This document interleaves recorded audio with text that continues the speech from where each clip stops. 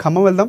ఖమ్మంలో మా ప్రతినిధి ఉపేంద్ర మనకి అందుబాటులో ఉన్నారు. ప్రధానంగా చూసుకుంటే ఖమ్మం డీసీసీబీ చైర్మన్ కూరాకుల నాగభూషణంపై అవిశ్వాస తీర్మానం పెట్టినటువంటి పరిస్థితి. అవిశ్వాస తీర్మానాన్ని సహకార శాఖ అధికారికి అందించారు డైరెక్టర్లు. అలాగే మొత్తంగా 13 మందిలో అవిశ్వాసానికి మద్దతు తెలిపినటువంటి సభ్యుల సంఖ్య 11 మంది డైరెక్టర్లు ఉన్నటువంటి పరిస్థితి. సహకార సంఘం సభ్యులకు నోటీసులు ఇస్తామని కూడా అధికారి చెప్పినటువంటి పరిస్థితి.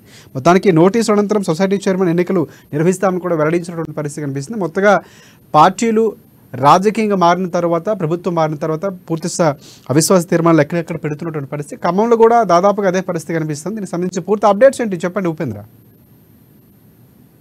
రాజశేఖర్, ఖమ్మం జిల్లాకు సంబంధించి కీలకమైనటువంటి చర్చనీయాంశంగా మారినటువంటి డీసీసీబీ చైర్మన్ అవిశ్వాస తీర్మానానికి సంబంధించి సంచలనాత్మకంగా మారింది.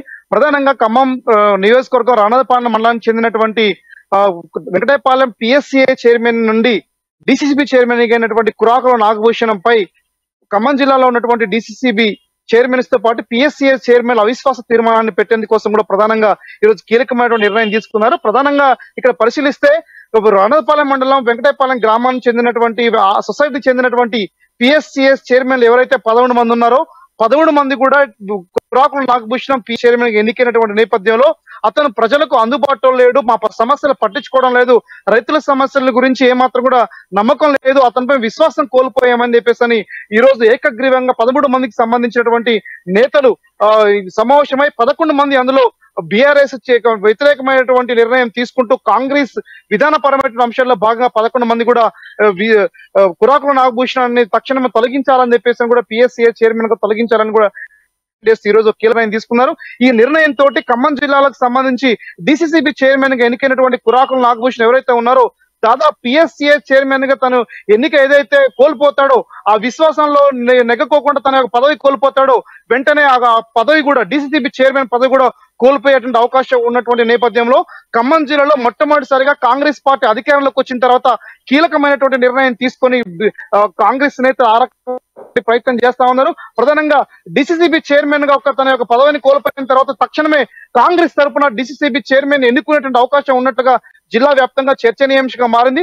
ప్రధానంగా ఇప్పటికే రేసులో ఉన్నటువంటి రావురి సైదుబాబుతో పాటు ఇటీవల కాలంలో డీసీసీబీ డైరెక్టర్ గా ఉన్నటువంటి మరో వ్యక్తిగా ఉన్నటువంటి మేకల మల్లిబాబు యాదవ్ తో పాటు తుల్లూరు బ్రహ్మయ్య ప్రధానమైనటువంటి కాంగ్రెస్ నేతలందరూ కూడా వరుసగా తన ఒక డీసీసీబీ బ్యాంకు చైర్మన్ గా ఎన్నికోవడం కోసం కీలకమైనటువంటి వ్యూహాలు ఎత్తుగా లేస్తా ఉన్నారు. దాదాపు ఖమ్మం జిల్లాలో ఉమ్మడి ఖమ్మం జిల్లాలో ఉన్నటువంటి ఏకైక డీసీసీబీ చైర్మన్ గా ఉన్నటువంటి బీఆర్ఎస్ నేతగా ఉన్నటువంటి నాగభూషణ్ ఎవరైతే ఉన్నారో అతను ప్రస్తుతం పదవికి సంబంధించి ఆల్మోస్ట్ కోల్పోయే విధంగా ఈ రోజు కీలకమైన నిర్ణయం జరగబోతా ఉందన్నటువంటిది కూడా ప్రధానంగా చర్చించుకుంటున్నారు. దీనిపై సహకార పరపతి సంఘం చట్టం ఏదైతే 34(c) ఉందో ఈ చట్టం ప్రకారం అవిశ్వాసాన్ని నిరూపించేందుకోసం ఇది పిఎస్సిఏ చైర్మన్లందరికీ కూడా నోటీసులు ఇచ్చి మరోసారి తన యొక్క విశ్వాసాన్ని నిలబెట్టుకోమని చెప్పేసి కూడా ఒక నోటీస్ ఇచ్చేటువంటి అవకాశం ఆ సిఇఓ ఎవరైతే డిస్ట్రిక్ట్ కోఆపరేటివ్ అధికారి ఉన్నారో కోఆపరేటివ్ బ్యాంక్ అధికారి ఉన్నారో ఆ బ్యాంక్ కి సంబంధించిన అధికారి కూడా ఆ రకమైనటువంటి నిర్ణయం తీసుకునే అవకాశం ఉంది.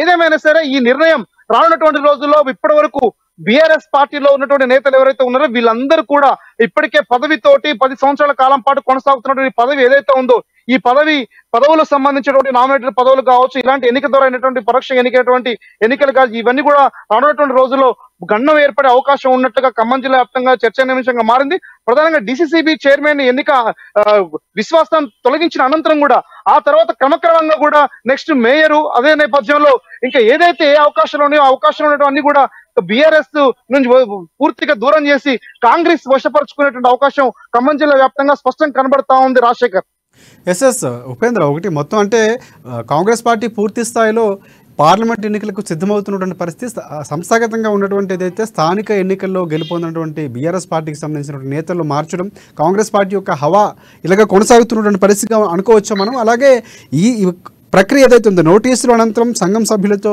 నోటీసులు ఇచ్చిన తర్వాత చైర్మన్ పదవికి సంబంధించి ఎన్నికలు నిర్వహిస్తామని కూడా చెప్పినట్టు ఇది దాదాపుగా ఈ మధ్య కాలంలో ఎప్పుడు ఉండే అవకాశం కనిపిస్తుంది ఈ ప్రాసెస్? రాజశేఖర్, ఈ ఖమ్మం జిల్లా వ్యాప్తంగా ఉన్నటువంటి కాంగ్రెస్ శ్రేణులు ఇప్పటికే తమ యొక్క అసెంబ్లీ ఎన్నికలు తన ఆధిపత్యం ప్రదర్శించి ఎప్పటికి కూడా ప్రజాస్వామ్యాన్ని కాపాడే పద్ధతిలోనే ముందుకు పోతామని చెప్పేసి అటు పొంగులేటి శ్రీనివాసరెడ్డి కావచ్చు, తుమ్మల నాగేశ్వరరావు కావచ్చు, బట్టి విక్రమార్క గానీ ఇదే విషయాన్ని కూడా ప్రస్తావన తీసుకొస్తా ఉన్నారు. కానీ కాలక్రమేణా అవసరాల రీత్యా అభివృద్ధి ముందుకు వెళ్ళాలని చెప్పేసానంటే అక్కడ అధికారంలో ఉన్నటువంటి పార్టీ సపోర్ట్ చేయాలని అంటే మాత్రం కొంత తన అనుకూలమైనటువంటి నేతలు కూడా పాలకవర్గంగా ఉండాలని ఎక్స్పెక్ట్ చేస్తారు. అదే నేపథ్యంలో ఉన్నటువంటి తరుణంలో ఇప్పటికే కాంగ్రెస్ పార్టీ కష్టకాలంలో ఉండి భుజస్కంధాల మీద జెండాలు మోసినటువంటి కాంగ్రెస్ ఎవరైతే ఉన్నారో వివిధ రకాల నామినేటెడ్ పోస్టులతో పాటు కొన్ని ఎన్నికలకు సంబంధించిన పోస్టుల్ని ఎక్స్పెక్ట్ చేస్తారు. ఈ నేపథ్యంలో ఈ విషయం పట్ల అవిశ్వాసాన్ని వ్యక్తం చేస్తూ ఇప్పుడు ఇచ్చిన నోటిఫికేషన్ మీద ఇప్పటికే డిస్ట్రిక్ట్ కోఆపరేటివ్ జిల్లా అధికారి ఎవరైతే ఉన్నారో ఆ బ్యాంక్ అధికారి ఎవరైతే ఉన్నారో ఆ కలెక్టర్ తో చర్చించేటువంటి అవకాశం కనబడతా ఉంది. కలెక్టర్ తో చర్చించి రానున్నటువంటి రోజుల్లో ఎప్పుడైతే పదవి తన యొక్క నామినేటెడ్ పదవిగా ఉన్నటువంటి ఏదైతే డిసిసి బ్యాంక్ చైర్మన్ పదవి ఉందో ఈ పిఎస్సిఏ చైర్మన్ పదవి కోల్పోయిన వెంటనే ఆల్మోస్ట్ చైర్మన్ పదవి కూడా కోల్పోయే అవకాశం ఉన్నటువంటి నేపథ్యంలో ఇది కనుక జరిగితే కొద్ది రోజులను దాదాపు ఒక 3 నెలల గడువుల్లోనే ఈ యొక్క నిర్ణయాలు మార్చి కొత్త చైర్మన్ ఎన్నుకునేటువంటి అవకాశం ఉన్నట్టుగా చాలా స్పష్టంగా ఈరోజు సెంట్రల్ బ్యాంక్ చట్టాలు చెప్తా ఉన్నాయి. కాబట్టి 3 నెలల లోపు వెంటనే ఎన్నిక నిర్వహించేసి కొత్త చైర్మన్ ఎన్నుకునే దిశగా కూడా అడుగులేస్తా ఉన్నారు. ఆ రకమైనటువంటి సహకారం కూడా ఇప్పటికే కాంగ్రెస్ శ్రేణుల నుంచి ఇప్పటికే రైతు బంధు పేరుతోటి రైతులకు కావాల్సినటువంటి సౌకర్యాలను ఏర్పాటు చేయడం కోసం కాంగ్రెస్ పార్టీ ఏ రకంగా వ్యూహాత్మక అడుగులేస్తా ఉందో ఆ రకమైనటువంటి సర్వీస్ ని బ్యాంకుల ద్వారా రైతులందరినీ ఆదుకోవడం కోసం కాంగ్రెస్ కృషి చేయబోతా ఉంది. Rajasekhar. Right. Thanks for updates Upendra.